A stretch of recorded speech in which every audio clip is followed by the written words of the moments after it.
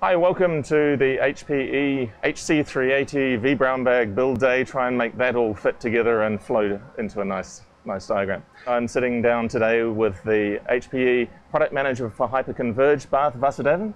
Welcome. Thank you. And did I get the name right this time? You got it much closer than the last time. Excellent. I wanted to start with some context because we're spending today and the live stream event talking about this HC380 that we have in front of us. But everybody knows that HPE has a whole heap more products, and you look after all the Hyperconverged, but you also know how things fit in the wider portfolio. Can you just give us some feeling of how HC380 fits within the vast collection of products that HPE brings to market? Well, so vast collection or robust portfolio.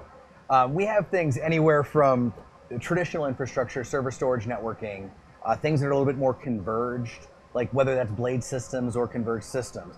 These types of products have really been defined by workload. I need 5,000 mailboxes. What infrastructure do I need? Someone goes and does the sizing, typically based on IOPS, and produces a result. We created this software-defined cloud group to really try to address what's coming next.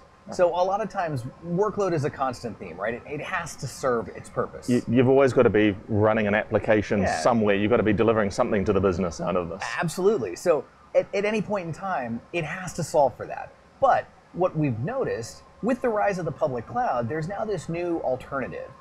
How do I optimize for workflow? How do I make my runtime easier? It's not all about unboxing it and getting it up and running, but what's next? You know what we found out? Hyperconverged, everything is virtual. Yes, absolutely. And in most of our customers, that is a large chunk of their environment. But there are some workloads, God forbid, that are still run physical. It seems to be almost heresy to say that there can be a workload outside of a virtual machine, particularly coming from my background with VMware for years. But yet, there is no one solution that is right for every problem, and installing operating systems on bare metal is still valid for many use cases. Oh, and then not only that, but once we start talking about scale and things like that as well, right? There are 4-socket workloads that today aren't addressed in a hyperconverged environment. Yes. There's still need for external storage, fiber channel SANs. So to address all of that, we have composable infrastructure.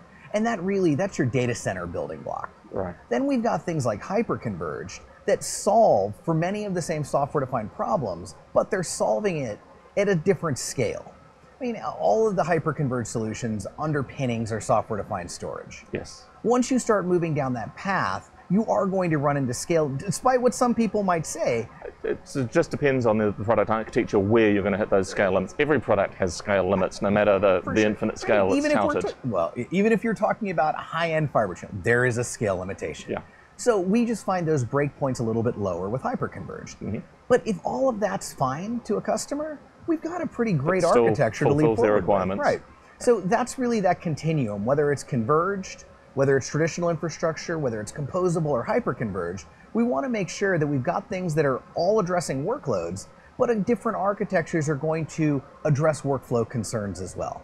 So we've got solutions that fit the different business requirements. It isn't a case of one size fits all. We've only got a hammer, so everything's a nail. And I think at some stage we want to really drill into what this composable is, because I think there is a lot of confusion about what it means, and particularly since it sounds like compostable, and although things are recyclable in the packaging, it's a very different thing. And I think we will probably, and we'll do a little chat on that today as well, and see some ideas of what composable is and how it's different. One of the things we haven't hit is product names that fit the different areas. So the composable infrastructure sits in the Synergy branding, doesn't it? Correct. When you're having the discussion with your HPE rep about which products they're talking about. So Synergy is the composable infrastructure.